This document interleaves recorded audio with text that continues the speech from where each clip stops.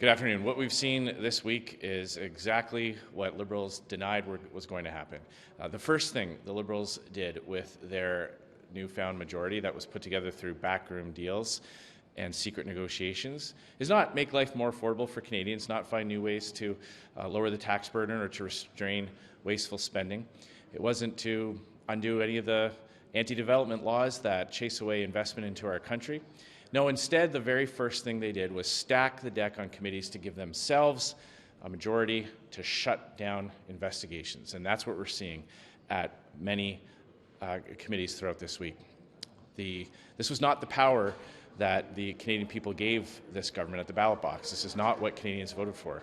This is an abuse of power that flows out of backroom deals and secret negotiations rather than power that was granted at the ballot box. So it's even worse that the Liberals are using their majority this way. We've seen ethics investigations into procurement scandals, investigations into how, studies into how budgets affect various stakeholders in Canada, all shut down or moved behind closed doors. The Liberals have actually moved motions to turn off the cameras, to stop the transcription, and to kick journalists and the public out of the room rather than let transparency and accountability guide their actions. So once again, this is incredibly disappointing, but it is once again just another proof point that Mark Carney is not special. He is just another Liberal. He is doing the same things that Liberal governments always do when they have the power, and that is to block investigations into their own scandals. Alors, cette semaine, nous avons vu l'exacte chose que le gouvernement a promis qu'il n'a jamais fait. Ça, c'est d'utiliser leur pouvoir de stopper, d'annuler les enquêtes et les études au comité. Il y a beaucoup d'exemples, le comité d'éthique, le comité de la santé, où les députés veulent avoir l'information pour les contribuables, pour les Canadiens, pour les électeurs de ce pays.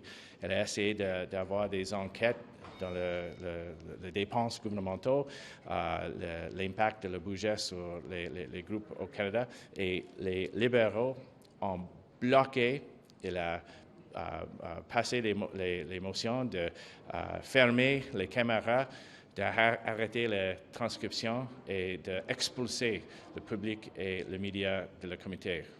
Tous pour le but de camoufler les scandales libéraux. C'est une autre preuve que Mark Carney n'était pas spécial, n'est pas le vrai change, il est seulement une autre libérale. Alors, je peux répondre à quelques questions. Based on what you've seen with the committees going in camera, were any of them legitimate uses of the in-camera kind of tool? Not at all. For example, there's a prescribed IT procurement scandal where millions of taxpayers' money seems to have gone to another bloated IT contract that has gone way beyond the original costs. We need to know why that happened, who made those decisions. That is a normal thing for a committee to do. The Veterans Affairs Committee wanted to just have a study on how the budget affects veterans.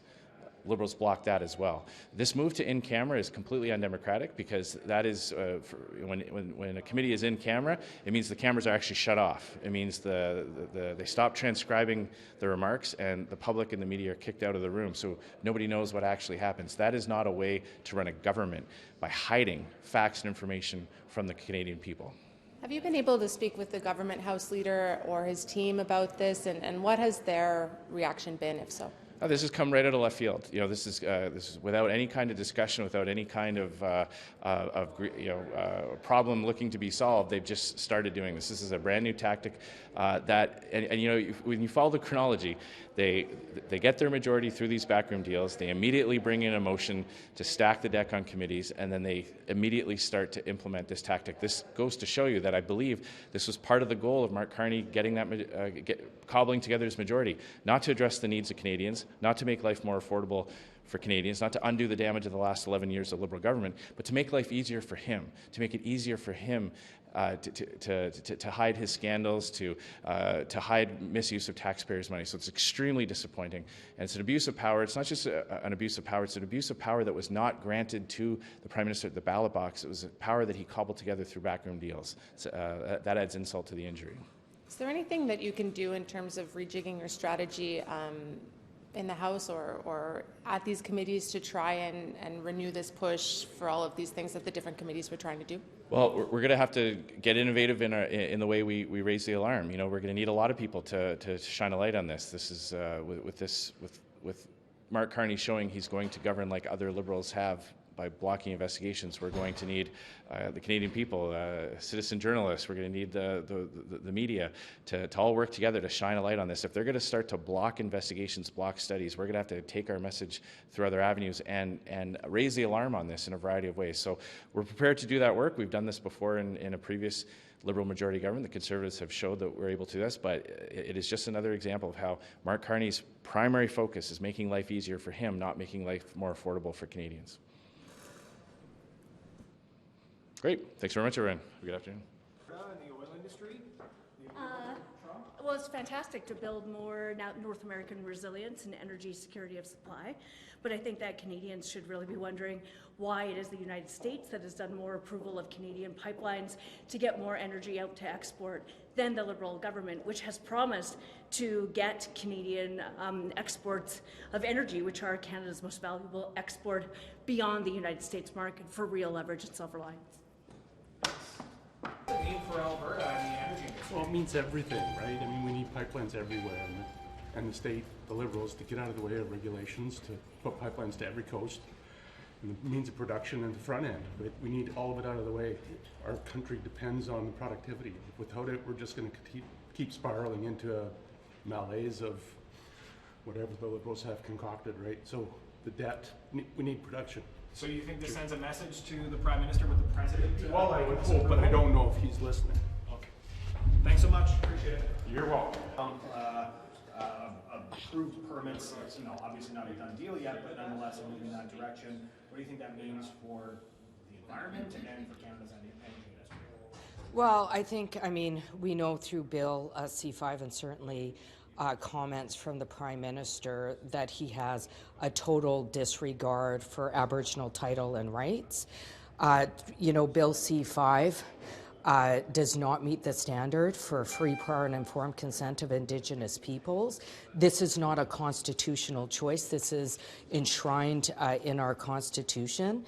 And while he lines the pockets of big oil corporations, we're heading into another season of a climate crisis. Vancouver announced today, in fact, that they're going to have to ration water because of drought conditions, because they haven't had enough rain as a result of the climate emergency. So this Prime Minister is no friend, certainly to, you know, people across Canada, no friend to, you know, a clean, healthy and safe environment, no friend to upholding the rights of Aboriginal peoples. All he has in mind, and certainly as we saw in the spring economic statement, the only people that are benefiting are his corporate buddies. Thank you. Just one other quick question. I don't know if you're following this. It's not your province, obviously, but in Alberta, there's the question of this separation, the separation petition, but it's being challenged in court by Indigenous groups who say that this would be a breach of their treaties.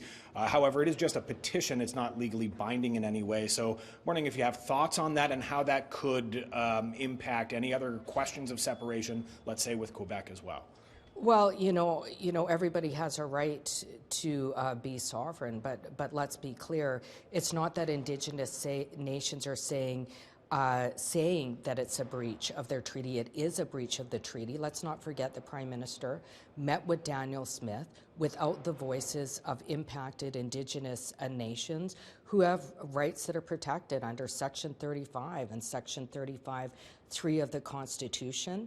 Again, this Prime Minister is no friend of Indigenous peoples, no friend of Indigenous rights, and he is demonstrating that time and time again through constitutional violations that he continues to push through, like in Bill C-5, which silence the voice of civil society groups and Indigenous peoples, in addition to workers and their needs for public safety.